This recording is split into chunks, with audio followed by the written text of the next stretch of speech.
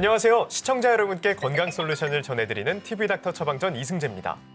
물을 마시고 소변으로 배출하는 건 지극히 자연스러운 현상이죠. 그런데 5, 60대 남성분들 중에 많은 분들이 전립선 비대증으로 소변을 제대로 볼 수 없어서 불편을 겪고 있다고 합니다. 오늘 이 시간 전립선 비대증에 대해서 살펴보겠습니다. 비뇨기과 전문의 김태경 선생님과 함께합니다. 안녕하세요. 네, 안녕하세요. 선생님, 우선 전립선이 뭔지부터 얘기해 주시죠. 네, 전립선은 남성에게만 있는 기관입니다.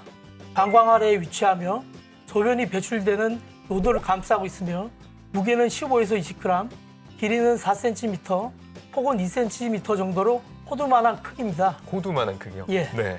배뇨와 생식 기능에 관여하며 전립선에서 분비되는 액은 정자의 영양분이 되고 요도의 감염을 막는 역할을 합니다. 그렇군요. 그러면 전립선 비대증, 전립선이 커져 있다 이런 얘기인가요? 네, 전립선 비대증은 전립선의 크기가 커지면서 요도를 압박해 소변기를 좁게 만들며 배뇨 장애를 일으키는 질환입니다. 정확한 원인은 아직 밝혀지지 않았는데요. 다만 다른 만성 질환과 마찬가지로 노화 등 여러 가지 복합적인 요인이 작용하는 것으로 추정됩니다. 네. 앞서 말씀드리긴 했지만 전립선 비대증으로 고민하는 중년 남성분들이 정말 많다고요. 네, 그렇습니다. 전립선 비대증은 중장년 남성들의 가장 큰 고민 중 하나인데요. 나이에 비례해서 발병률이 늘어난다고 볼 수 있습니다. 50대 남성의 50%, 60대 남성의 60%, 70대 남성의 70%에서 나타날 만큼 아주 흔합니다. 네, 정말로 50대면 50%, 60대면 60% 이런 식이네요. 네, 그러면 어떤 증상이 나타났을 때 전립선 비대증을 의심해 볼 수 있을까요? 네, 증상은 크게 소변을 볼 때 느끼는 배뇨 증상과 소변이 방광이 찰 때 느끼는 저장 증상으로 구분할 수 있습니다. 배뇨 증상은 소변 줄기가 약해지는 양뇨, 배뇨 시간까지 시간이 오래 걸리는 지연뇨, 소변을 본 후에도 지원하지 않는 잔뇨감 등이고요. 저장 증상은 소변을 너무 자주 본다고 느끼는 빈뇨, 야간에 소변을 보기 위해서 한 번 이상 자면서 깨는 야간뇨, 또 갑자기 소변이 마려우면서 참기 어려운 요절박 등이 있습니다. 네, 크게 배뇨 증상과 저장 증상으로 나뉘는군요. 자, 그러면 배뇨 증상의 이상을 느껴서 병원을 찾았다면 어떤 검사를 통해 정확한 진단을 하게 되죠? 네, 양성 전립선 비대증을 진단하기 위해서 비뇨기 증상의 중증도를 평가하기 위한 문진과 설문지 검사를 실시합니다. 네. 또한 직장 수지 검사를 시행하여 전립선의 크기, 모양, 정도를 확인합니다. 소변 검사를 통해서 혈액과 감염 여부를 확인하고 초음파 검사를 통해서 방광 내 소변량을 측정합니다. 전립선 크기만으로 비대증을 진단하지 않고요. 배뇨의 여러 가지 자학 증상의 불편함을 최대한 객관적으로 나타내는 전립선 증상 점수와 요속 검사, 잔뇨 검사를 전립선 크기와 연계하여서 종합적으로 치료의 필요성 여부를 판단하게 됩니다. 전립선 비대증과 관련된 사연이 도착했습니다. 선생님께서 사연 잘 들어주시고요. 네, 그에 맞는 처방 내려주십시오. 사연 전해드릴게요. 안녕하세요. 제 남편 때문에 사연을 보냅니다. 남편은 60대 중반인데요. 요즘 시원하게 소변을 잘 못 누는 건 물론이고요. 어떨 때는 화장실이 급하다고 하면서 오랫동안 들어갔다가 나와도 시원하지 않다고 불만을 표현하고 그럽니다. 그래서 제가 빨리 병원에 가봐라 이렇게 얘기를 해도요. 나이 들면 남자들 뭐 다 그렇다 이러면서 그냥 놔둬도 된다는 거예요. 이렇게 말을 안 듣는데 이거 괜찮은 거 아니죠? 이렇게 방치하면 심각한 합병증이 생길 수도 있는 거 아닌가요? 라고 걱정이 가득 담긴 사연을 보내주셨습니다. 증상을 봤을 때는 모르긴 몰라도 전립선 비대증이 좀 의심이 돼요, 지금. 그런데 치료를 안 하고 이렇게 놔둬도 괜찮을까요? 우선 배뇨 장애로 일상생활 자체가 불편해집니다. 그러나 이보다 더 큰 문제는 소변이 원활하게 배출되지 못해서 세균에 의한 요로 감염이나 방광염, 신우신염 등이 생기기 쉽고 방광 결석이 생기거나 방광 기능에 이상이 발생할 수도 있다는 것입니다. 그렇군요. 이처럼 제때 치료를 하지 않을 경우에는 약물 치료로도 호전을 기대할 수 있던 질환이 방광 기능을 악화시켜서 각종 질환을 초래하고 결국 수술까지도 고려해야 하는 상황을 초래할 수 있습니다. 네, 그러면 증상이 있을 때 신속하게 치료하는 게 중요할 것 같습니다. 전립선 비대증의 치료는 어떻게 이루어지나요? 네, 우선 약물 치료를 시행합니다.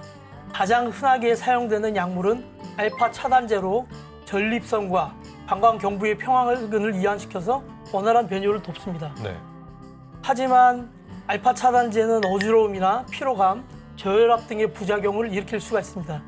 또한 남성 호르몬의 합성을 차단시키는 안드로겐 억제제를 투약하여 전립선 크기를 줄임으로써 소변의 흐름을 개선할 수 있습니다. 전립선 크기는 개인마다 다르게 감소하지만 안드로겐 억제제를 3개월에서 6개월 이상 장기 복용하면 전립선 크기를 20% 정도 감소시킨다고 알려져 있습니다. 네, 그렇군요.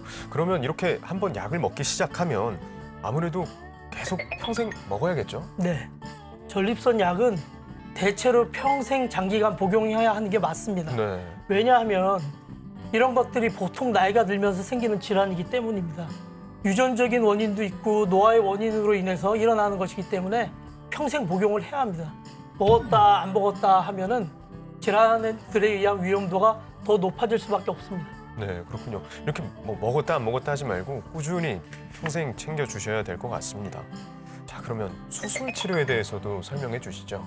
네, 약물 치료에 충분하게 반응하지 않는 경우나 반복적으로 요로 감염이나 요폐가 발생하는 경우, 방광 결석이 생기는 경우에는 수술적인 치료를 고려할 수 있습니다.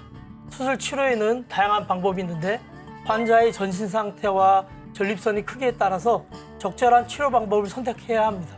그러면 그게 또 궁금해요. 수술을 하고 났을 때 이게 나중에 뭐 재발하거나 그러진 않을까? 어떻습니까?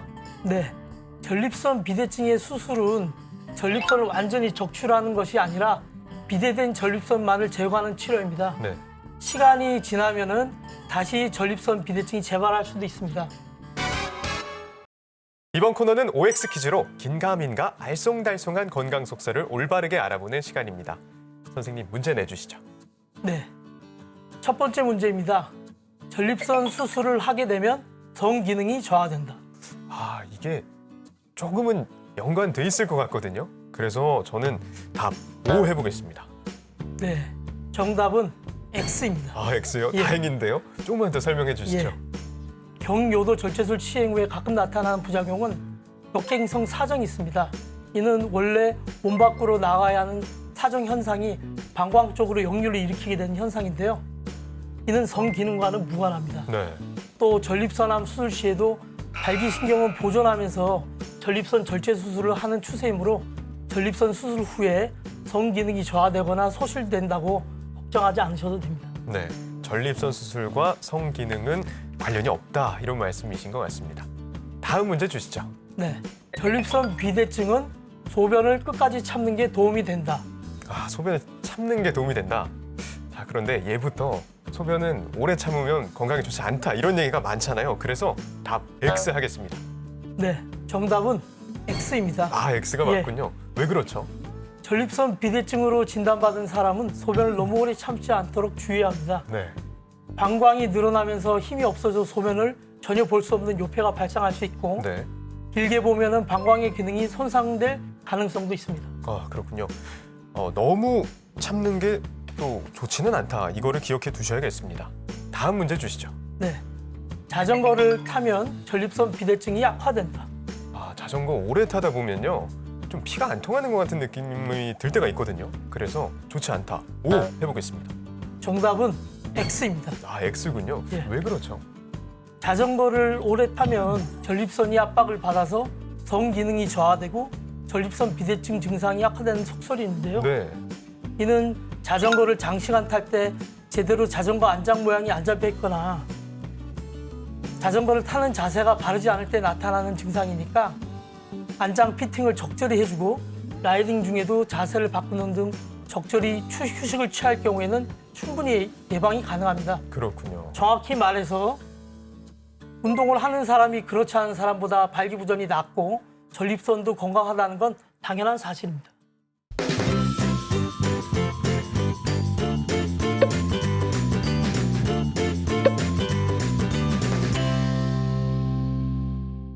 TV닥터 처방전 벌써 마칠 시간이 됐습니다.